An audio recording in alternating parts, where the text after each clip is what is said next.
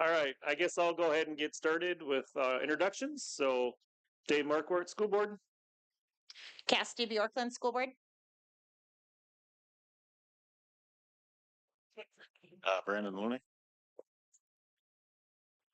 Kristen Damer, Assistant Superintendent.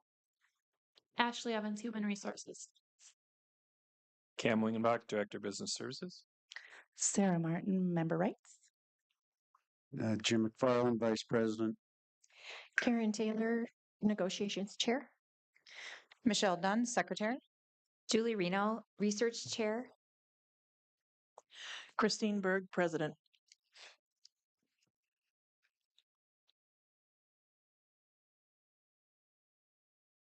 Minutes. Any concerns with the minutes? Or are we ready to sign? Not other than those that I put in the comments. Okay. It's pretty minor.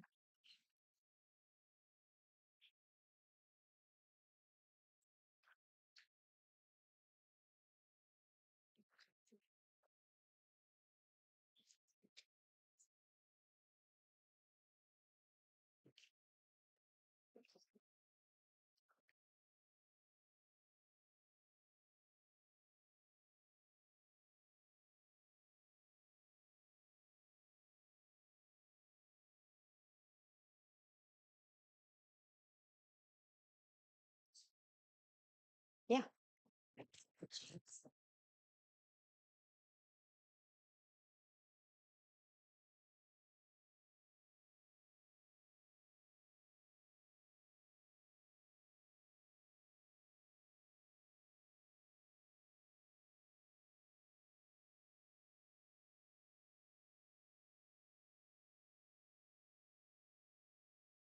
So here are our papers, our tree for the day. Just note that everything is stapled but the first page, because of course I made an error and then had to go back and pull that out of the stapled page. So they are all separated.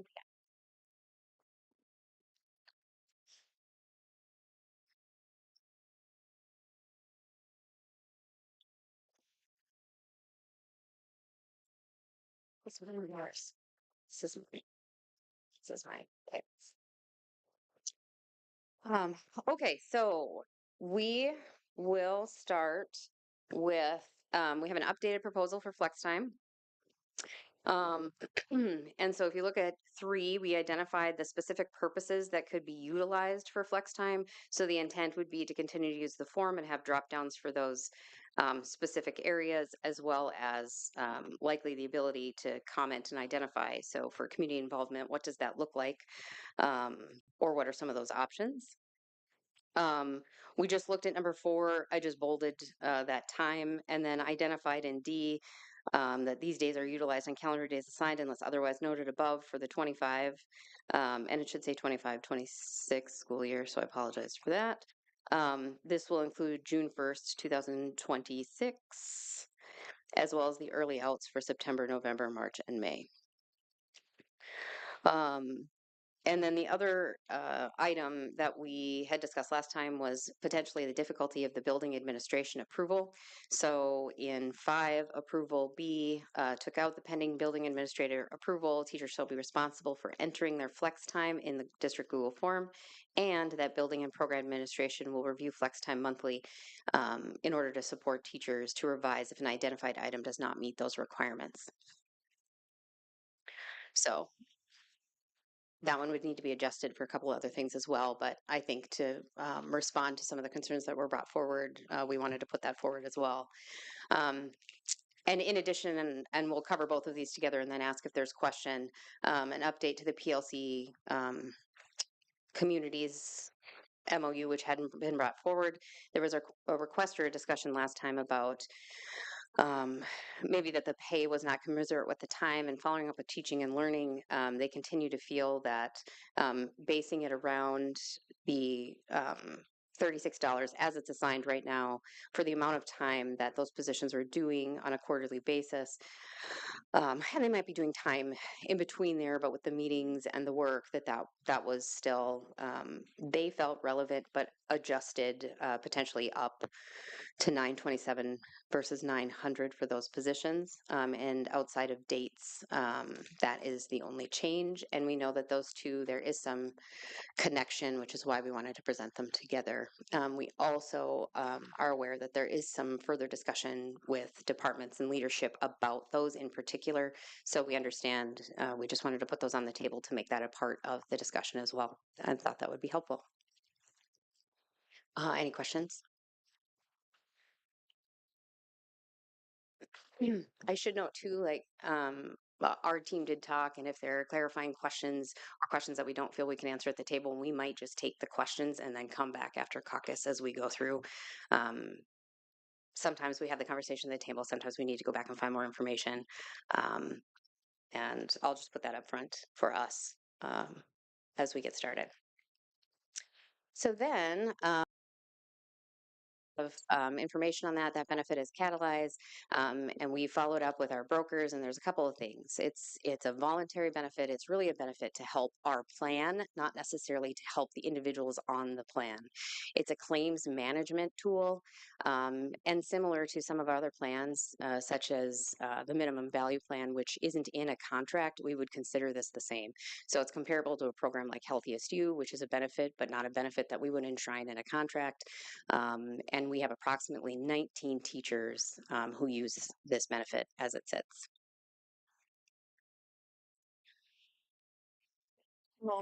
We both have early retirement proposals today, and Karen and I did not talk about this, so we'll see what we like together. Kristen, can we go back a second? Yeah. I don't think we have a copy of that last one you talked about. No, there's Oh, no there is copy of it. no No, copy. it's just a statement. Mhm. It's not in the contract, Dave, and yeah. So Article 36, to our knowledge, we believe there may be one person left on this benefit. So from a district perspective, it would be our, and this should be in your packet, it would be our recommendation that we change Article 36 from early retirement policy to the deferred compensation plan, and that we leave sections 1, 3, 1, which is 3, 1, get rid of 2, section 3, section 4, in that article, and move section 2, which is specific to early retirement, either into an appendix or an MOU. There's a question mark there because we haven't identified that, but just as a suggestion, as a starting point.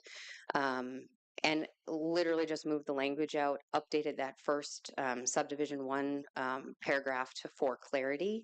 But in reality, it's very few single digits. As I stated, probably 1.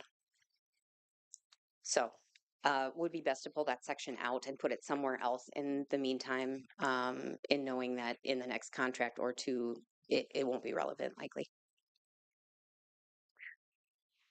And then we've got 1, 2, 3, 4, and the signature page is number 5 for general language.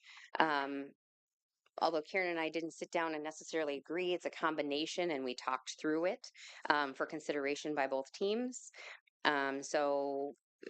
Generic language, Article 5, employer rights and obligations, just talking about how we post vacancies and where they're posted and where they're accessible.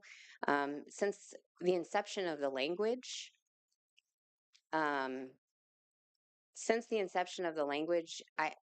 hiring practices as a whole have changed. How we do hiring in school districts has changed.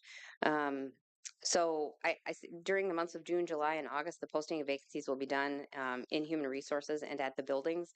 Outside of summer school, generally there are people in the buildings. They're going to have more access electronically, which is where we post. So we're recommending that language be taken out and that we add, that they're eligible on district website and extranet. Section 6 was previously in our language change, and that's just about the school year and really addressing what has been the process, that our normal school year consists of up to 177 teaching days. I can speak for Brandon and I in particular that we've never been at 177 student contact days since we've been here. That has been a little more flexible. So we'd like to see that reflected as more what has practice been. Article 7, master contract execution. That was on our list previously. And just to note that there's 2 signed copies, one to the exclusive representative and one is in the district office, specifically in the human resources department. Article 8, publications of the agreement. This was previously in the one presented by the EM team. And in reality, the majority of it is similar, with the exception of we added electronically within 30 days in the last sentence, because generally we're not providing paper copies to all teachers once we're done negotiating the contract. Generally, Human Resources sends a copy of the existing contract. I would generally isn't appropriate. Human Resources sends a copy of the contract with the offer, so they get that. And although I believe I think we still provide paper upon orientation, and could, but they're getting copies. Karen and I have talked about where it is appropriate to post things and how many clicks it takes to get there. And again, sometimes it's just education on where things are located and making the right connections. We did talk about, potentially it could be in My Demographics, but My Demographics might not always exist, and then we're changing language again. So that is something we can look into and potentially technology can do, but wouldn't want to enshrine it in contract. Teacher reprimands and discipline. And a lot of these we talked about before. It literally is just stating, it's language that said superintendent previously and now says superintendent or designee because there's a certain department who is in charge of that. Article 23, discontinuance of teaching positions. We talked about this one at length at our previous meeting because there were some typos in it. But we pulled out, so A, B, and essentially the language is as it is now, with the exception of changing some of the dates. So C, changing that to September 15th to have additions and changes to the seniority list. The original seniority list being posted in buildings by September 30th, and unless challenged by October 15th, shall be final. Making sure then that a copy is getting to the president of the exclusive representation, and then noting that once prepared, the final list becomes official. The finalized list is posted in each building by November 1st of that year. That gives time for late hires, which I think we saw this year. There was a lot of changes within that first month that made it hard to meet those deadlines. And then there was some duplicative language in F that we covered with the addition of letter E. Article 24, outside experience. Again, this is a superintendent or designee. Article 27, salary lane changes, just takes out old language back to 1990 and 1991 and June of 1989. Extra duty assignments is a superintendent or designee. Travel reimbursement, Article 33 is the same, superintendent or designee. Association leave, we split the difference on this one and added. Am I talking too fast? Sorry. I'm sorry. Yeah. Well, the good thing is you'll have time to look at it. So, That's a way to slow down. yeah. Well, some of it is the same. I'm trying to spend time on ones that actually have changes. Article 37 is in the request in our last session, we talked about changing that to hours, just because we're not necessarily speaking in days. There's times when we are speaking in days and in hours, so we kept the days but added in the hours, and just recognize that if anything changes, of course, this is language that then has to change. And I think, although we didn't, as a team, bring anything back about Appendix I, as well as some of the conversation last time about an hour versus an hour and a half, just noting that in particular, we're going to have I think, a larger conversation on, and we did not bring that today, but this also ties into that as we talk about hours. Article 38, ESST reasons. were previously presented by you at the session, and we added this into this general document. Sabbatical leave, again, as a superintendent or designee, and then noting that where, and I would suggest as a general language change where it says a specific position such as Director of Human Resources, we should have Department of Human Resources on those general, in general language, but that's an example of that sabbatical leave.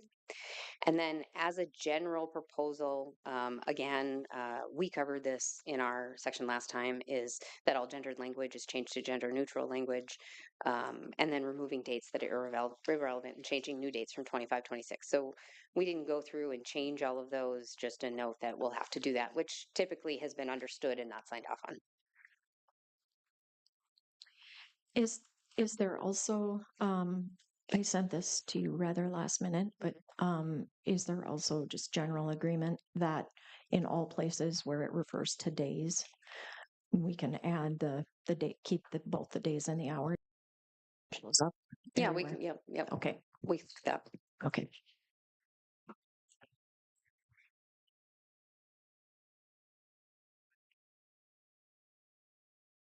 Any questions?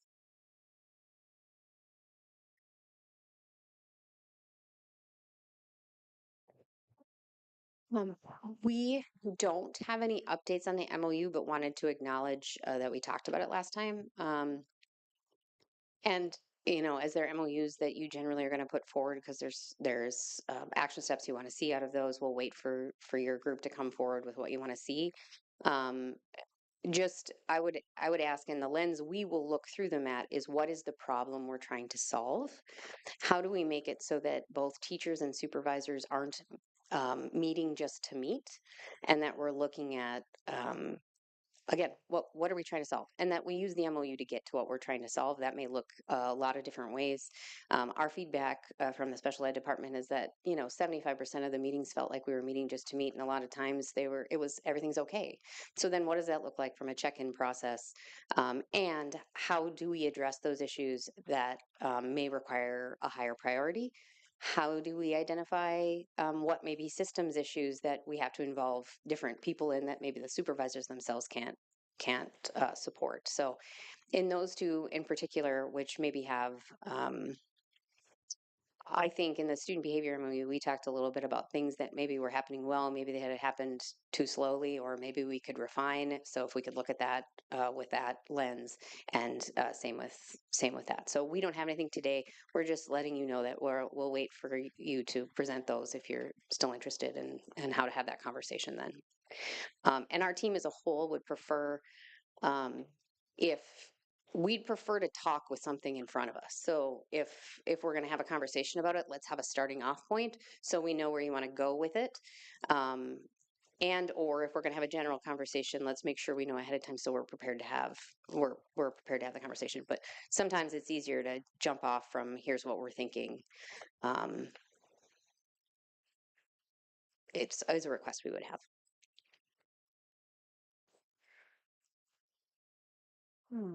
We talked about a couple other language items in your general review. So Article 12 was about policy review in some committee. We'd like to have a little more time to look at that.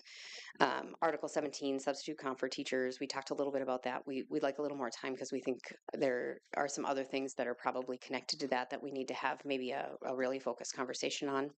And then Article 45 in the Jumpstart MOU. We acknowledge that we have to have a conversation about that and what that looks like, and continuing to recognize that it is a separate program with separate requirements, and we'll have to be thoughtful about that. We don't have anything today, but recognize that those came up on your list. And Karen, I think there was one more article that we talked about?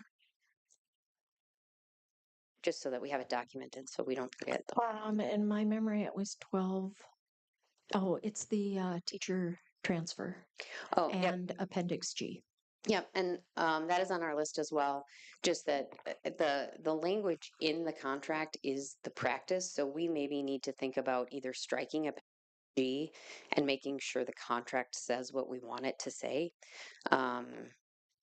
because as we looked at it, the first part of Appendix G makes sense and was fixed in line with the contract, but the rest of it feels confusing. So we should talk about that.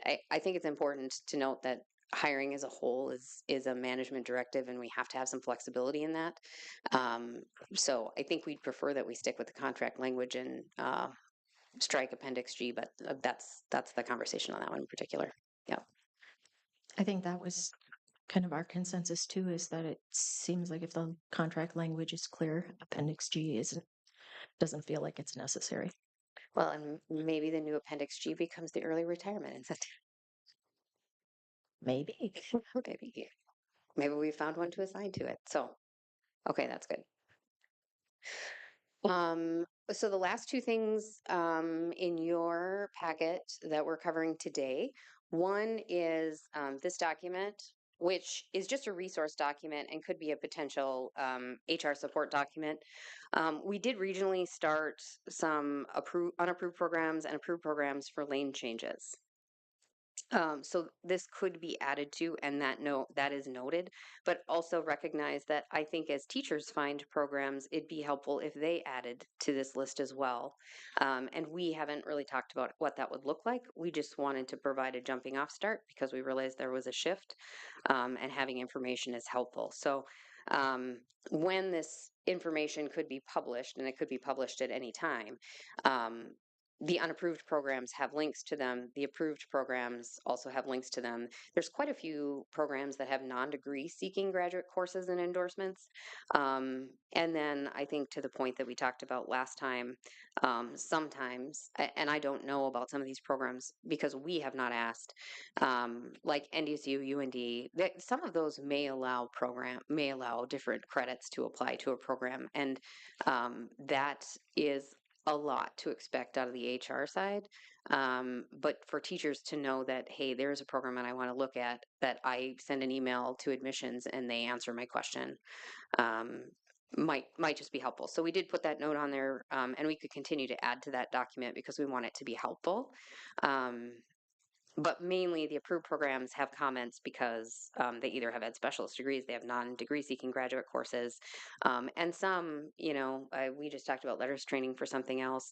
We then just have someone say, yep, MSUM will provide these credits that can provide, and we'll work on, I think the teaching and learning side is really good about saying, hey, this can be offered for credit. So as long as we make sure that Ashley is on the same page, because sometimes there's some weird things that can confusing, and I think we crossed that today a bit with something else. So that would just be on the HR sites page, likely, and we could share it. But we wanted to show you what that looked like. And then third-party billing data I provided just as we continue to have the conversation on what that appendix looks like. This data was provided in May, so just be aware that our 24-25 data is not totally up to date. So there may be some incomplete data, but I think regardless, it shows who has the most encounters and who has the most total minutes. In reality, it was under 5 who maybe could bill but did not bill. And there are some further conversations about, social work billing, for example, and how you do that and who supervises it. So it really is a moving target, and it's important. Second page is not in color in the copy, but I will attach it. We'll get it attached in the agenda so that any electronic copies are, but it just gives you an idea from percentage, looking at the numbers on the front. And the most encounters and most minutes come out of PCA. This, of course, it doesn't have anything to do with how people get reimbursed for those services because it's different across the board. A PCA is going to be reimbursed at a lesser rate than another position, for example, but it is our the most minutes and the most encounters. SLPs are the most encounters. So we said we would bring that data, so we've brought that just for consideration. We don't have any updates on Appendix B or D, and some of those will have to be working documents. We are looking at extracurriculars, for example, just to make sure everything looks clear and right, and we've got some clarity. And that is work that's going to be had. So for us, that's what we have today. Anybody have questions before we?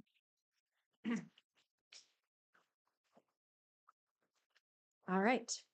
Then Jim was nice enough to put a little packet from us on your side of the table. So the front, if you take a look at it, is Article 36, early retirement. And so this relates or stems from legislation that passed in 2022, but that actually started actively January 1st of 25. And essentially what it is the ability to have student loan payments matched by the district by a contribution into the 403B. And so if there is someone who is has an approved, certified, has proof of a student loan payment up to 3% of their salary, again, that's being paid is being used to repay student loans, can be matched by the district as a contribution to the 403B. So that's kind of a lot to think about. At least we had a lot of conversation about it as a team.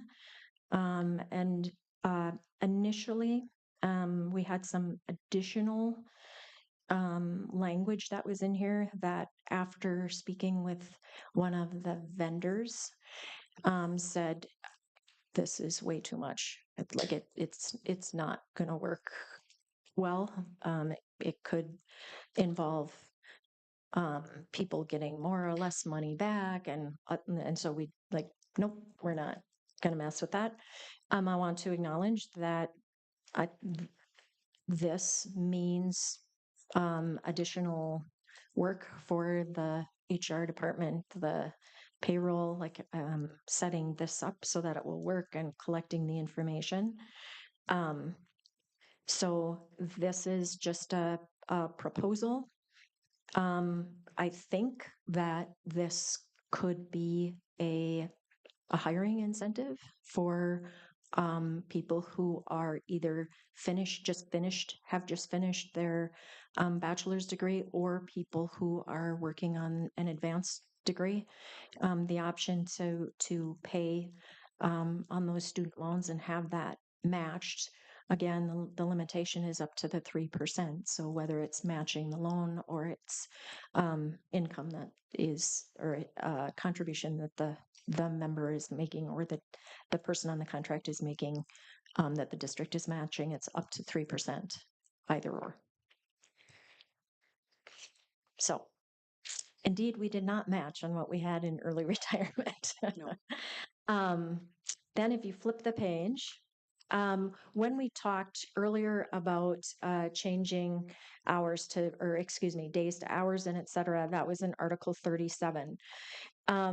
This is leave change proposals. And what I did is I clumped them together, and I left the subdivision titles in there so that you can kind of follow. Hopefully it kind of makes sense. And then tried to kind of zero in on new language that's added. So the first one is Article 38, which is leave due to sickness or emergency. And we have the Minnesota Earned Sick and Safe Time that's coming up, is becoming active the 1st of January. And so the first section, subdivision 4, rather than adding this as language in a completely different article, I put it in because I feel like it fits with the leave due to sickness or emergency under Article 38. If it feels like it would be more appropriate to put it in a different location. I don't know that we have any opposition to that, but we have to figure out how to include that language. So that language is included under Article 38. And what's included continues at the top of the next page, and then it goes into Article 39, which is parental leave for teachers.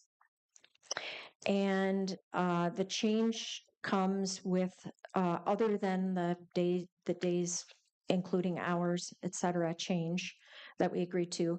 Subdivision 5 is the school conference and activities leave. That requires employers to allow eligible employees 16 hours of leave from work to attend their child's school conferences and activities, and for each child within a 12-month period. So this is language that comes right from the Department of Labor. What it says in the Department of Labor is that if there's leave available, teachers can be paid for that time, but it's not required that people have paid leave available to be able to take this time to go to a child's conference or school activity. So that's a chunk of language in there. And then under Article 41, personal leave, under Section 1, there are 2 additions that are underlined. That would be additions: teachers who have been employed with Moorhead Area Public Schools for 10 years or more shall be credited with an additional day or 7.25 hours to be used for personal business. And a teacher employed for 10 years or more may accumulate a maximum of 8 days or 58 hours of personal leave. So that's a longevity perk. And then we talked briefly about this at a meeting, so I put it in. The possibility of paying people for unused personal days rather than people using them. And the sort of the incentive thinking for that is, for instance, this year, Mrs. Berg, who is very reliable about coming to work, had personal days that had to be burned or she lost them. And I think this is true for all. I have a personal day. If I don't use it, I'm going to lose it. So I'm going to use it. So the idea of being compensated for those days rather than losing them, or being able to accumulate more of them and then use them at one time, might be something that would keep people from using a personal day when it's just using it instead of losing it. And so there are some limits. Then under limits, rather than licensed staff of 5%, moving that to 8%, and then also not requiring that positions that don't require a sub, not including those in calculating the site percentage.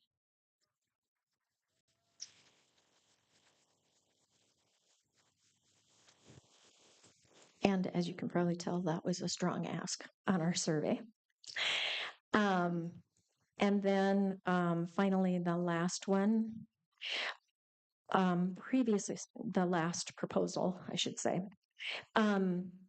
The document that's in front of you, for at the top it says memorandum of understanding.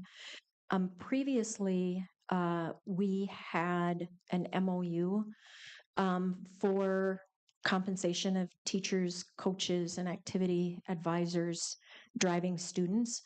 My proposal would be, or our proposal would be, that we add this to Appendix D, which is the compensation for extracurriculars and et cetera.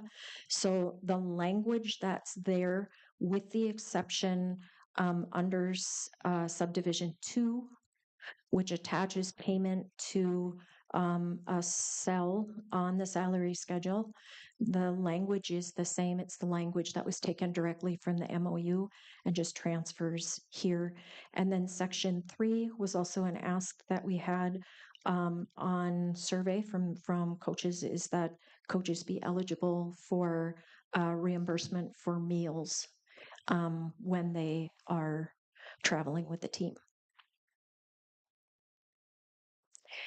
And then the final page that you have in your packet is just our list of items for negotiation. And I tried to sort of indicate on there at the end of the item if we've brought a proposal forward, if it's just been a matter of discussion with no proposal, that sort of thing, so that there's some information about what we've already talked through and what remains. And I think Appendix I, which is item number 25, goes together with Article 17, which is kind of what we talked about earlier. And so a lot of these we've had conversation, but when I laid all of that dialogue on you last time we met, but not necessarily with a proposal attached, just as something to think about.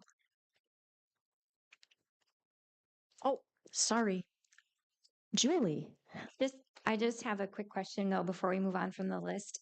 So when it says salary and benefits, is it all right, like for example, in Appendix B, if we're looking for a rate increase for curriculum instruction, like do you want every single one of those spelled out, or is it okay that that falls under salary and benefits? Ask that again. So just as a specific example, So like curriculum and instruction, if Yep. we ask for an increase in that hourly rate, Mhm. is it okay that that falls under salary and benefits, or do you want that more specific on this list? no, we've already talked about Appendix B and C, so I think anything coming forward we'll have to do some mutual work on. So Okay. Perfect. I expect that those will go back and forth a few times as usual. Right? Perfect. Okay, so then it is my turn. Okay, so so first of all, I just want to thank Cam because he's been fielding some of my emails, and I appreciate the information you've been emailing back.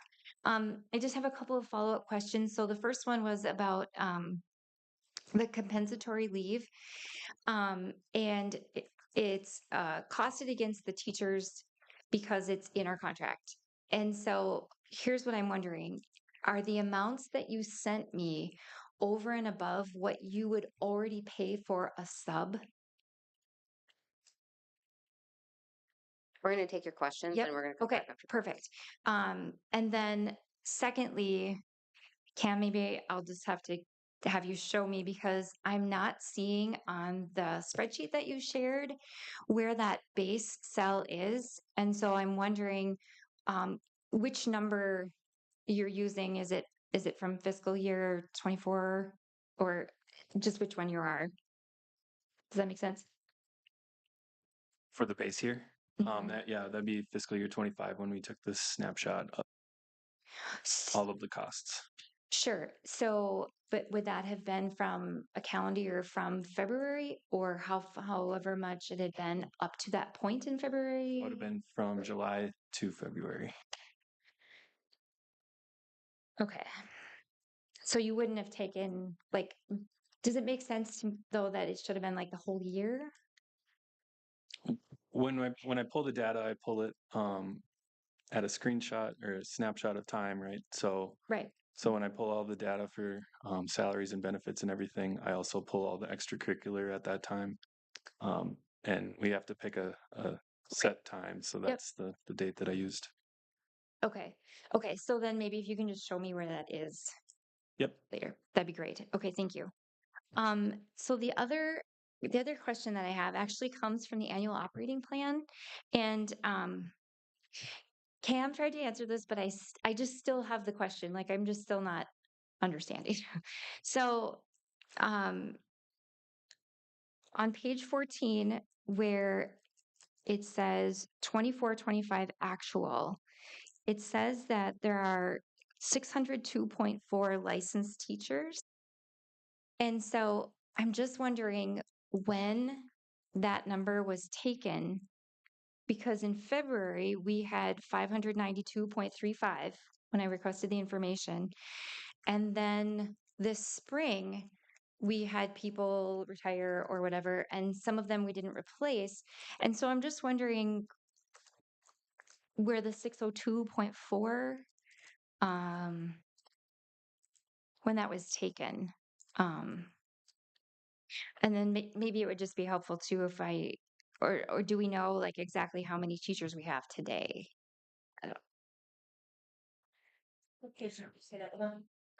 Page 14 of the annual operating plan.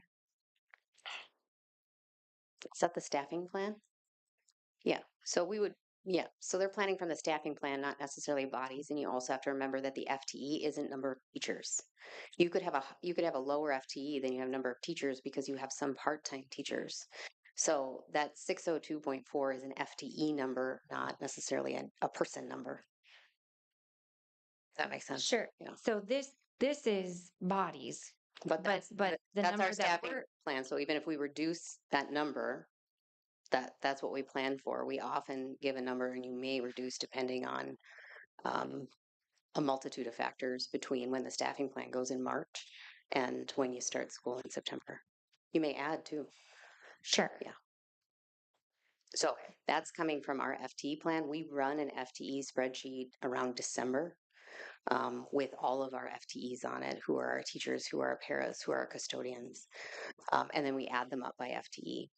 So that would be a 24-25 snapshot. And you're probably looking at, I mean, that's a 25-26 plan that Cam's budgeting.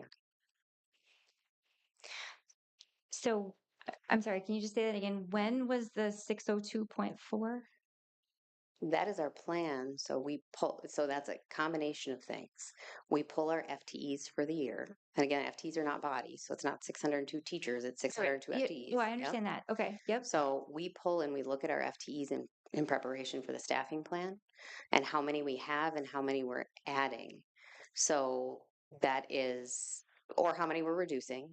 So it is based on our actual FTEs and then any adjustments we're making for the next year.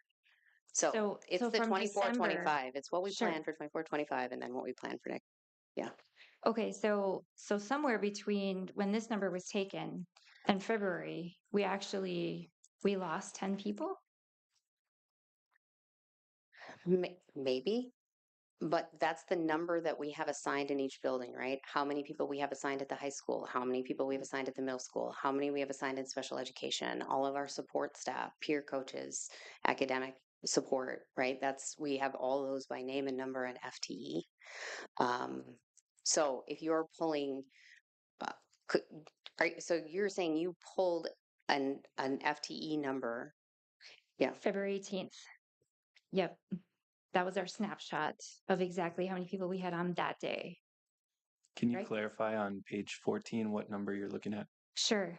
Are you looking at the 25-26 budgeted number or the 24-25? No, if you go across the total licensed teaching staff for the 24-25 actual, it says. And we go through a list with a fine tooth comb to see who's still here, who we may not have hired, who's on substitute. We'll take that back and talk about it. It's an annual process where we pull actual people and go through our FTE list. Right. So I just was assuming But yeah, since it said actual that there would have been a day that was the actual. Yeah, and that document is pulled anywhere between December and February 1st, depending on how early we start the staffing plan. Right. So then if it was But here, let me clarify that if there are people missing and Cam pulls the report, which is a payroll report on December 15th, we make sure to add where they should be. So if Karen is a mid-year retirement and she doesn't come up on the report, we put that there's an opening in Karen's position. So we're still tracking the FTE. Sure. Yeah. So if you're tracking by people and not by FTE, you could see less if you're not replacing people who should have been replaced but aren't listed on your list. Okay. If that makes sense. Yep, it does. Yeah. So if we had 5 early retirees and you're pulling a January 1st report, those 5 retirees may not be on your report, but they're in my FTE plan. Sure. Because we're planning for how many we should have and we've planned for. Okay. So then is the amount of so then back on page 9 where you have the total expenditures, would that be reflective of when those teachers were pulled in terms of like, so the amount of money is reflective of the number of staff that you have? Is it at the same time? Maybe that's a better way to say it. That's a complex question. Let's try to figure out an answer because we'll be honest, I'm not sure that we'll give you an answer that Yeah. Okay. will make sense or that will be, we could give you an answer that makes sense. You may not agree with the method. Let's put it Sure. that way. Yeah. Yeah. So Sure. let us Sure. talk about that to help. Okay. Perfect. That's all I have.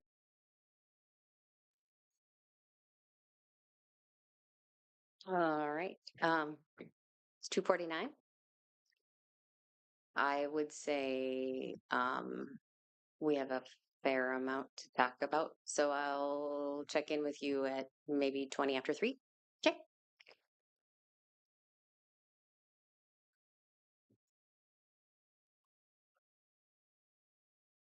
I'll bring it on.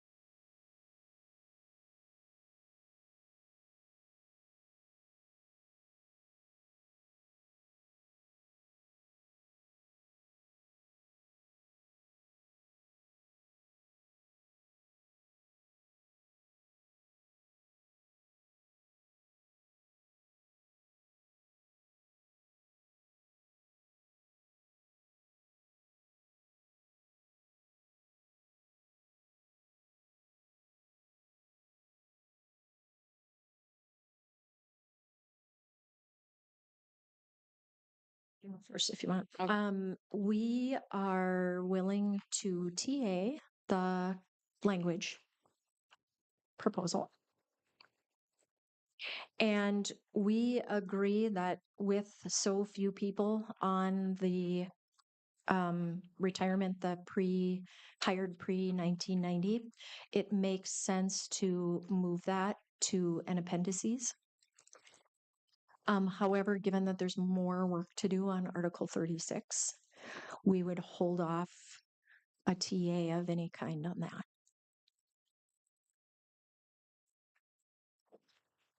And that's That's what you all we have? have. That's all we have. Okay. Okay, here's the language. Do you have we'll need your copy. That's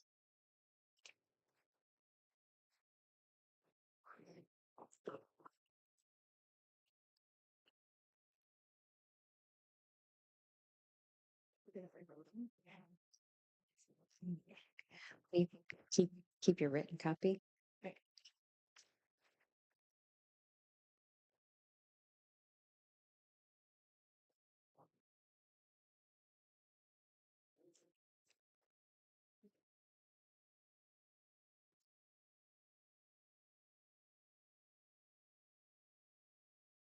Better writing.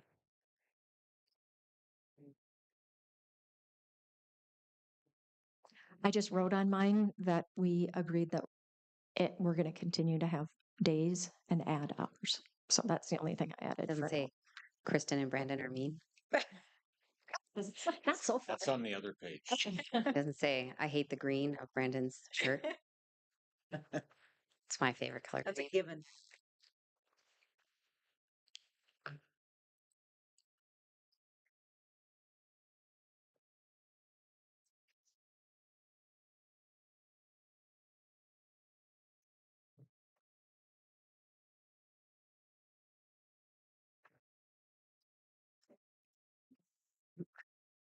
Okay. A couple of items we talked about. Our response on the 403B deferred compensation, we prefer to hold with our proposal. HR and Business Office has already started the process of exploring the student loan payment, as that's an employee choice and how they make that decision. We would be hesitant to put that in the contract. But just so the group knows that we've already started talking about that. I think as we've looked at moving away from teachers on call and some of the significant changes that have had to happen with payroll and in Ashley's department in particular, that's probably something that's taken a back burner, but we are continuing to look at it and how across the district, across contracts. Leave. Paid family medical, we would look to add statutory language only without the specifics, as been historical practice. And the other piece is at this time, the percentage is identified with statute and will abide with the 50-50 payroll. We've been advised not to add that in the contract because it's stated in statute like other payroll taxes. We would say the same with activities leave. So we didn't present that to you because all of that leave is in one and there's more to talk about with the leave. But we would look at activities leave as a whole, we've been applying because it's in statute as it comes up. So we look at identifying the statutory language as an option for leave without the additional information. And then personal leave, we would have to cost that personal leave proposal for seniority. And we have to also identify the capability within the leave system. And so I think one thing that's important anytime we're talking about leave is once July 1st hits, the system is set up in a way where you identify by contracts. In some ways, you identify people within the contracts and different ways that leave is applied. So sometimes when we look at leave, it can't be immediately implemented because of how Red Rover or our substitute systems, our leave systems are updated. I just want to put that out there. I think it was last summer we made some changes, or the contracts before, and the substitute management and HR department were not very pleased with me when they had to go back and manually add things, because it really is on a year by year basis. So I want to keep you updated in those discussions. So we have to cost that personal leave proposal and identify the capability in the system. And though we're not opposed to looking at those not tied to classroom counting towards the percentage, we got to look at that as a whole, and we wouldn't be interested in increasing the percentage, but we are telling you today we'll look at that proposal. We heard the room. Appendix D extracurricular, we would be okay adding driving to the extracurricular. With the current reductions and focus specific to activities also having to reduce, we opposed to section. I did talk to activities in between just to confirm, that this is relatively standard practice, that it's not happening outside of postseason and other districts, but we'll look at that a little further. And then we'd like to keep the driving stipend as an identified cost versus tying it to the schedule. We talked about this last time, particularly because it's an optional and it can't be required, although I know for some programs it makes more sense. This team understands that. But also has to be considered relative to the wage of the bus driver because not everyone on appendix is a teacher. And then as for, yeah, So I just want to make sure that I clarify what you're saying is that you would prefer to keep it as an MOU. nope, No. nope. This team had no problem putting in appendix D, just some of the additions we needed to. Okay. Yep. So as we continue to work on those appendices, I think, which again always kind of takes them back and forth, we can work on those. And then to Julie's questions, we at this point would suggest that maybe you have a meeting directly with them and then we report back at the next session. So we make sure that everyone. Okay. Yeah. 2 minutes. 2 minutes, not fast, unless there's no other questions. Okay. Anybody? Do you have a question? No.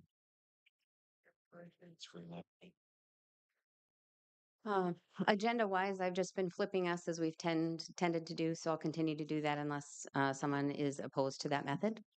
And then our next date is July 17th from 2 to 4, correct?